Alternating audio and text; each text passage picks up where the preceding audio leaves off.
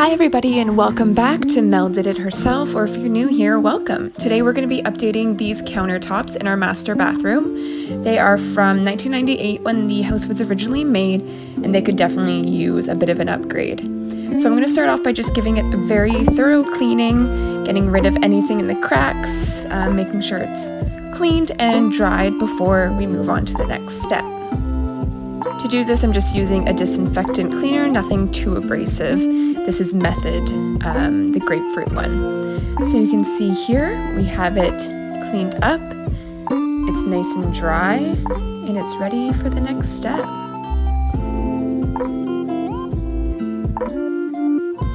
So here's an overview of the products that we're going to be using. Take a screenshot if you need it.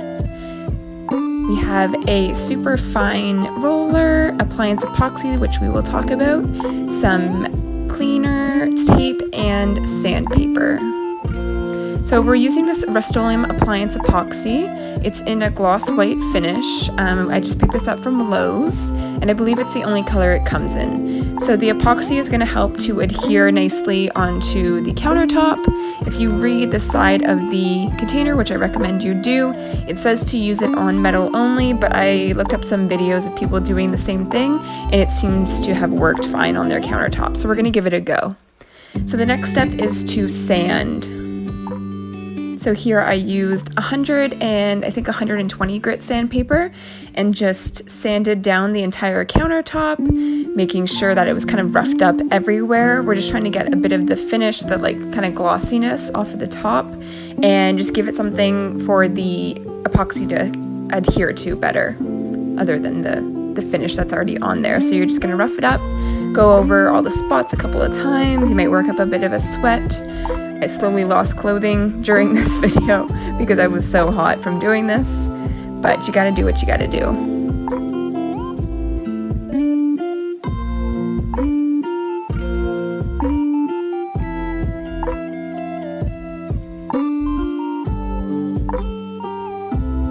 Once you have it fully sanded, you're gonna tape off the walls, any edges that you don't want the epoxy to get onto, and make sure that you are really rubbing your hands along those edges to make sure that it's like taped really tightly onto it.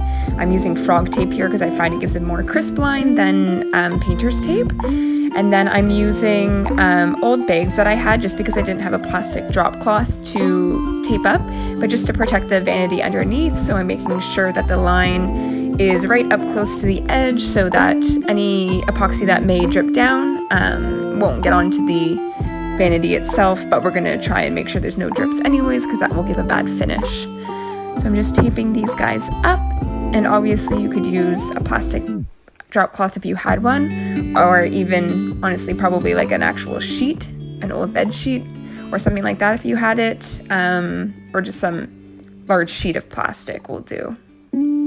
So make sure that you stir this up really well because it kind of separates in the can, and you're going to pour it into your tray. You can use either a brush or a roller. We'll see here that I did the first, I think, 2 to 3 coats with the roller, using obviously a brush to do the edging, but then I finished the final coat, the 4th coat, with a brush in the end.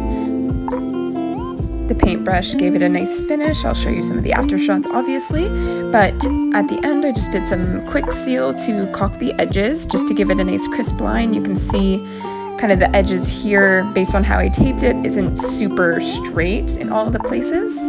So I'm just gonna remedy that right now. This sealant or caulk dries, I want to say within about 12 hours. So as long as you're not getting any direct water on the caulk itself, it should be fine because this is higher up on the counter or the wall, I guess.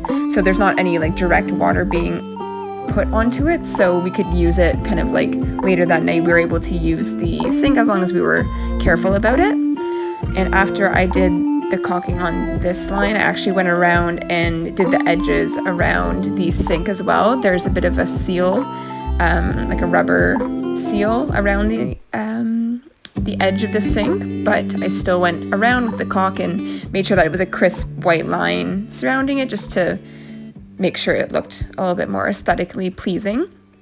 So with the caulk, you're just going to go through and make as uniform as a line as you can, and then just with your finger wipe it away. You'll see that you get some excess on your finger. That's fine. There's a little bit on the wall itself, a little higher up. That's okay, because we're going to go back with either like a wet finger or a piece of paper towel that's been wet, and just clean up that line. And then even after it dries, you can kind of use your nail to make sure that it's fully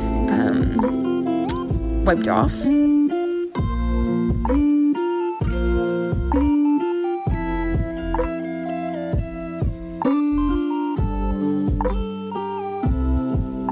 You can see here that the tube's getting kind of low on product. Some people prefer to use a caulking gun for this. It probably would make for a more pristine line, but I mean, I'm just a novice. We're just out here trying to do our best, you know? And that looks pretty crisp to me, if you ask me. So just making sure that that's nicely finished off, and then getting any of the excess off of the top of the wall there.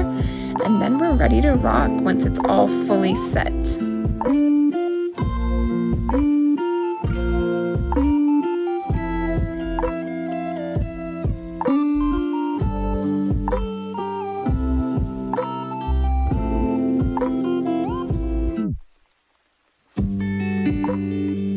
Here you can see the finished product. Pretty happy with how it turned out. Honestly, the finish definitely doesn't look like it's granite or anything. I wouldn't say it looks expensive, but I way prefer the color to what was underneath it. It's definitely contrasting the white on the sink, making the sink look very off-white, but we plan to switch that out anyways. You can see how drastic of a change it makes, and I think it changes the color of the whole room too. Would I recommend this product to others? Yeah, I would. I think it was a quick fix for the problem that we had. We had some outdated counters. We didn't want to pay to replace the full counters at this point because we don't really know what we want for the space long term. So I think it gave it a nice bright upgrade. It was very inexpensive. I think maybe the can of epoxy cost like $30. The roller was about $8, and all the other stuff we had on hand already. So definitely under $50 project if you have none of the supplies and you're looking to do it yourself. It really brightened up the room. The white is very white, so it's kind of like offsetting the color of the off-white sink. So we'll probably switch that out sooner than later. And we had already planned on switching out the faucet to something a little bit more modern. So I think it's really going to bring it together when we do that. But for an under $50 project, I think it really brightened up the room.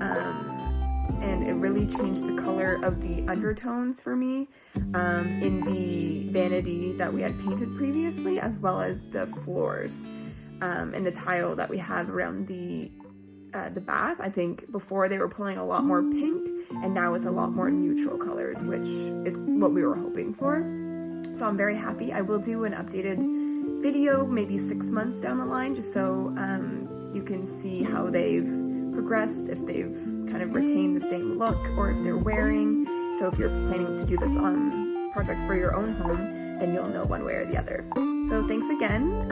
I hope you'll subscribe, and I will link some of my other videos in the description box below, as well as all the products that we use for this project.